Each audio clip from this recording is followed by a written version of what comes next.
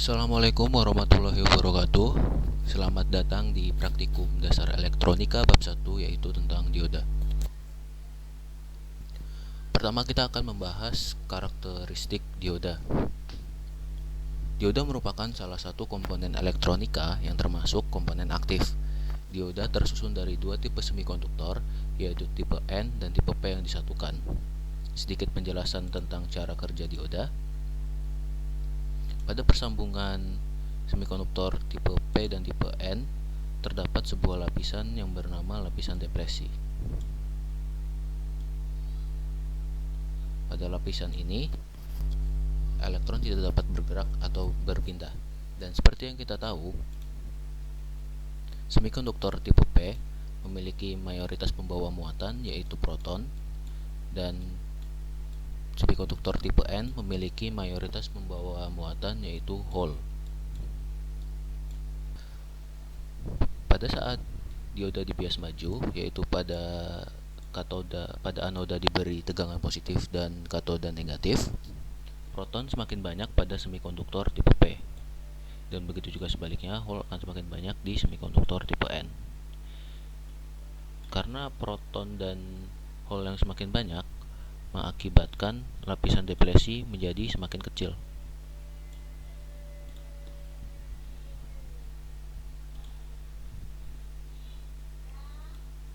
Sehingga elektron mampu untuk berpindah dan terjadilah arus dari anoda ke katoda. Namun sebaliknya, ketika dioda diberi bias negatif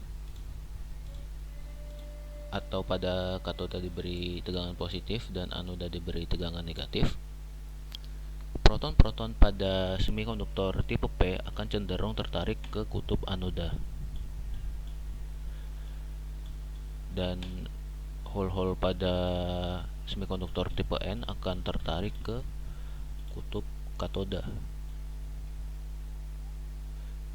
sehingga menyebabkan lapisan depresi ini semakin membesar, yang mengakibatkan elektron tidak dapat mengalir.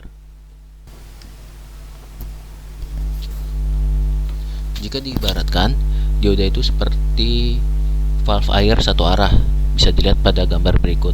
Jadi ketika air mengalir dari kiri ke kanan, air dapat mengalir, tapi sebaliknya ketika air mengalir dari kanan ke kiri, air itu tidak dapat mengalir karena tertahan oleh valve tersebut. Selanjutnya adalah pendekatan dioda. Pendekatan dioda ini ada 3 jenis pendekatan, yaitu pendekatan ideal, pendekatan kedua, dan pendekatan ketiga. Pada pendekatan ideal, dioda itu dianggap sebagai saklar tertutup jika diberi bias maju dan sebagai saklar terbuka jika diberi bias mundur. Atau ketika tegangannya lebih besar daripada 0, dioda ini akan aktif, dan ketika tegangan kurang dari 0, dioda ini akan non-aktif.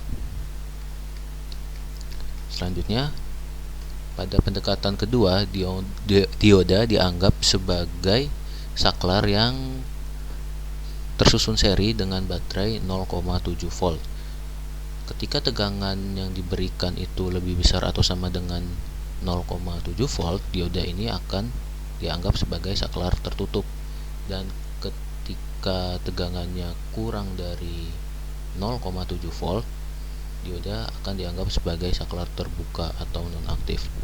Nah, sebagai informasi tambahan, kenapa di sini baterainya sebesar 0,7 volt?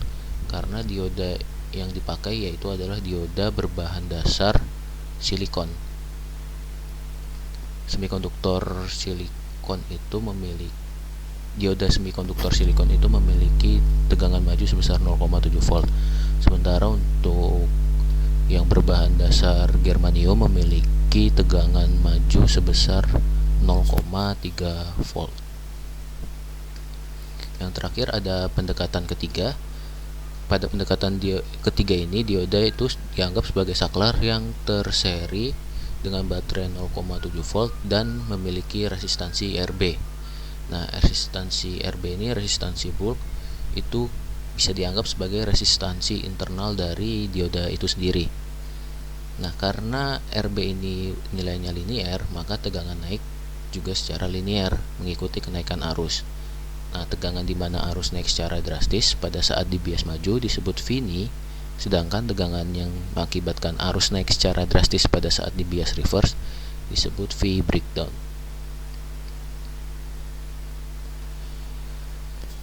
Selanjutnya ada percobaan bias maju dan bias mundur pada dioda. Untuk alat bahan dan prosedur percobaan bisa dilihat pada modul, dan untuk video percobaan bisa dilihat di video simulasi. Nah, dari hasil percobaan didapatkan data sebagai berikut. Nah, terlihat pada dioda Zener ZPD 9.1 pada saat dia di bias maju, ketika tegangan inputnya lebih besar atau sama dengan 0,7 volt, dioda ini akan aktif. Ini artinya Vini dari dioda Zener tersebut adalah 0,7 volt. Sementara ketika di bias mundur, dioda Zener ini aktif pada saat V input lebih besar atau sama dengan 9 volt. Ini berarti V breakdown dari dioda Zener ini adalah 9 volt. Untuk RF ini bisa kalian isi sendiri, dihitung dengan rumus biasa V sama dengan I kali R. Oke. Untuk kesimpulan pada percobaan ini bisa dituliskan apa itu dioda, bagaimana cara kerja dioda, pendekatan-pendekatan dioda, dan jelaskan Vini dan V breakdown. Ini untuk grafik fungsi tegangan pada dioda. Kira-kira grafiknya bentuknya seperti ini. Oke, selanjutnya adalah penerapan dioda. Di penerapan dioda yaitu mempelajari bermacam-macam rangkaian dioda, membandingkan sinyal input dan output pada rangkaian dioda, serta mengetahui cara kerja rangkaian-rangkaian dioda. Untuk rangkaian pertama ada full wave rectifier atau penyearah gelombang penuh. Fungsi full wave rectifier ini adalah untuk merubah atau menyarahkan tegangan AC menjadi tegangan DC.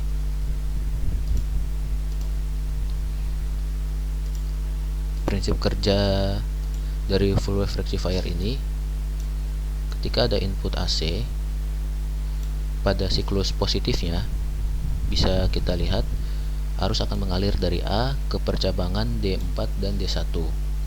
Karena arus listrik cenderung mengalir ke resistansi yang lebih kecil, maka arus akan mengalir ke D1, sehingga D4 ini menjadi nonaktif.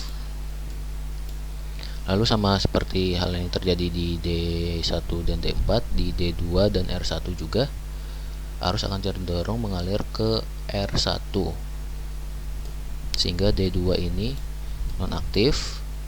Dan lalu pada saat percabangan D3 dan D4, karena D4 ini sudah nonaktif, maka arus akan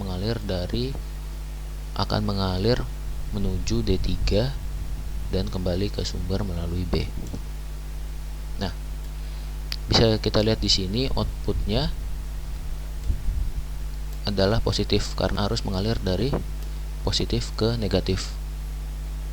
Untuk siklus positif outputnya hasilnya tetap positif. Nah, pada saat siklus negatif,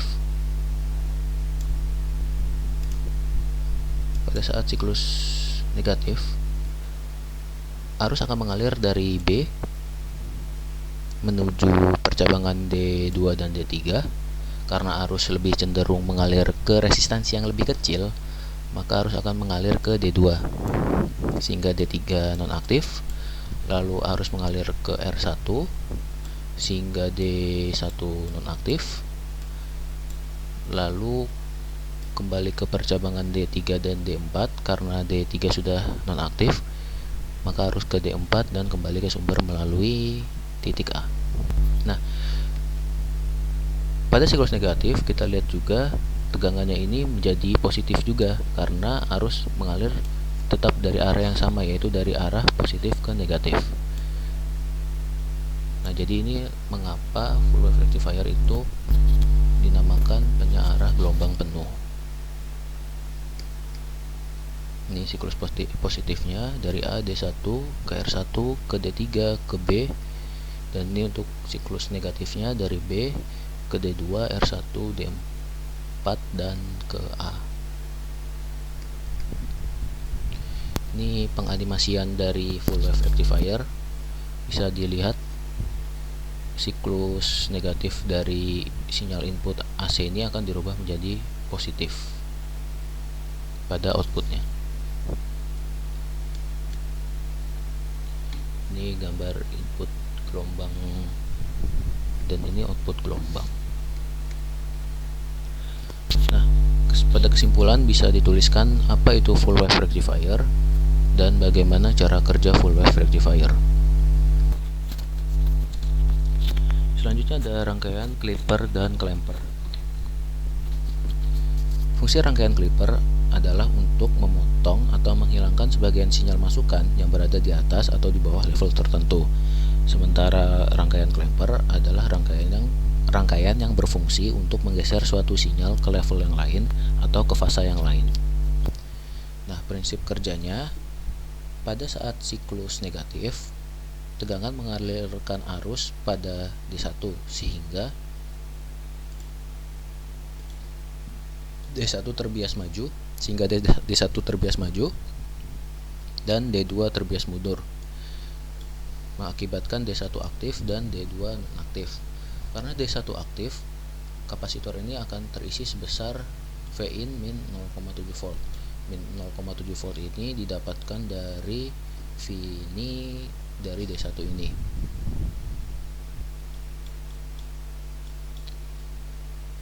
Lalu Vout-nya sebesar min 0,7 volt karena pada Vout ini mengukur tegangan dari Vini dioda, yaitu sebesar 0,7 volt.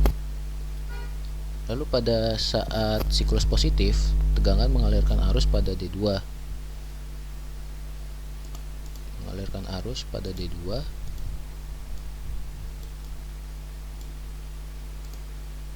Dan D1 terbias mundur sehingga D1 menjadi nonaktif. Karena D2 terbias maju atau aktif menyebabkan C1 menjadi mode pengosongan dan keluaran Vout menjadi sama dengan 0,7 volt.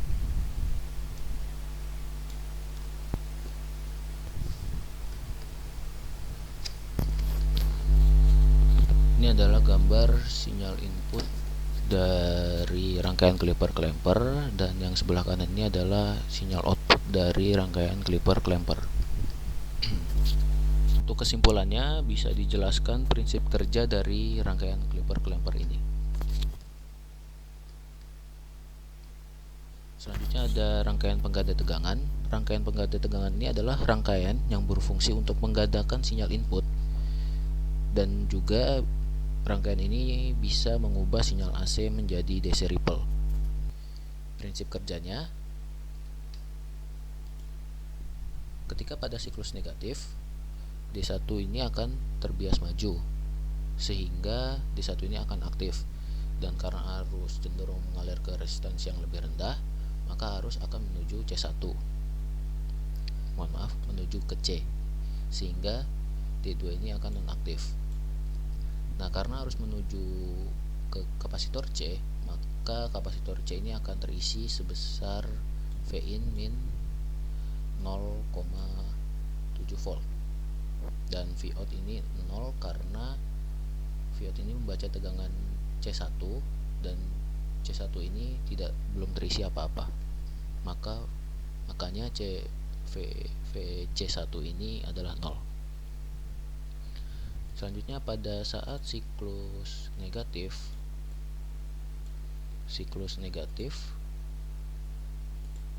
dioda 1 D1 ini terbias mundur sehingga D1 ini nonaktif dan D2 ini aktif. Karena D2 ini aktif, maka C1 ini akan terisi. C1 ini akan terisi sebesar Vin plus Vc min Vd2. Nah, pada saat ini juga kenapa plus Vc? Karena pada saat siklus positif